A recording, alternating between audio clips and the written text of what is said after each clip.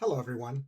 Welcome to my second video discussion for my published white paper, The Integration Estimation Paradox: Why Integration Projects Exceed Estimates. Today, I want to talk about a topic that is rarely discussed during project planning: organizational inertia. In the paper, I describe how integration work doesn't progress at a constant pace.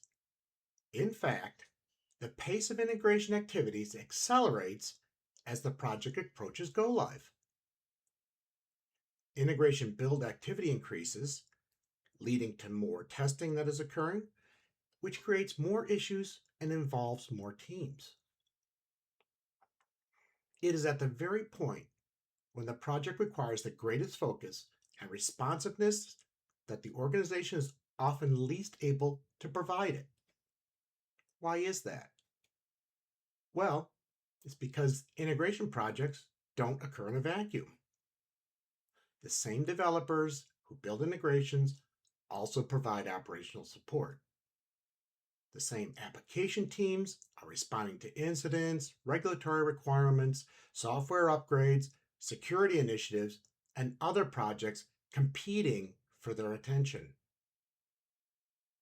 Every integration project experiences the same organizational forces: competing priorities, limited specialized resources, decision bottlenecks, and evolving business requirements. Now, none of these are surprises. In fact, they are typically identified during project planning. The problem lies in the fact that they are entered as risks and are only triggered upon realization rather than as inevitable work that consumes time. These interruptions create friction. Individually, each delay seems insignificant.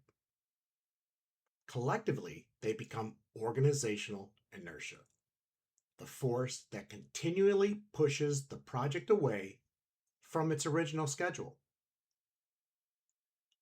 This is why integration estimates frequently appear to be inaccurate. The technical estimate may have been perfectly reasonable. However, they only consider the organization's capacity to execute the work without interruption. Organizations that consistently deliver successful integration projects recognize this reality. They don't simply estimate the technical effort, they measure operational workload, account for competing priorities, monitor resource availability, and continuously reconcile the schedule against changing organizational conditions. In other words, they don't just manage the project, they manage the forces acting against it. A recent engagement provides a good example of how organizational inertia can affect even well-planned initiatives. Our organization was in the middle of a major EMR replacement while simultaneously piloting an enterprise AI platform designed to improve workflows and provide predictive analytics. Both initiatives have been independently planned, appropriately staffed, and were progressing according to their respective plans. However, as the AI pilot matured, it was discovered that additional real-time integrations with the existing EMR were required to provide the clinical and operational data necessary for the models to produce meaningful results. These integration requirements had not been part of either project's original scope. Rather than allowing one project to delay the other, the teams reconciled the competing priorities by allocating a fixed number of interoperability hours to deliver the AI integrations during a period when the EMR activities did not require those same resources. This approach allowed both initiatives to progress without requiring additional staffing. The lesson here is an important one. Neither project's estimate was inherently inaccurate.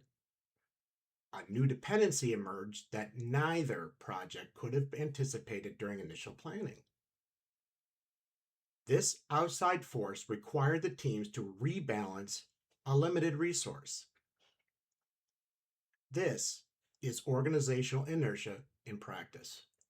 Not a failure of estimation, but the inevitable consequence of multiple strategic initiatives competing for the same specialized expertise.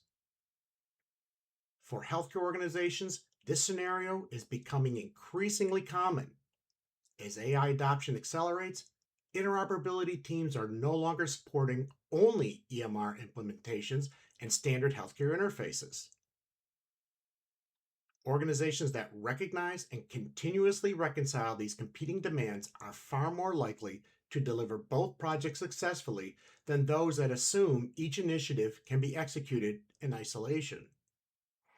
Now, I'd love to hear about your experiences. What forces acted on your projects and how did you reconcile them? I'm James Tobias, a healthcare interoperability and integration professional with more than 25 years' experience leading complex healthcare technology initiatives. The full paper is available in the featured section of my LinkedIn profile, as well as my website, jamesdbias.com. Follow me for additional insights on healthcare interoperability, project delivery, and technology leadership. Have a great day.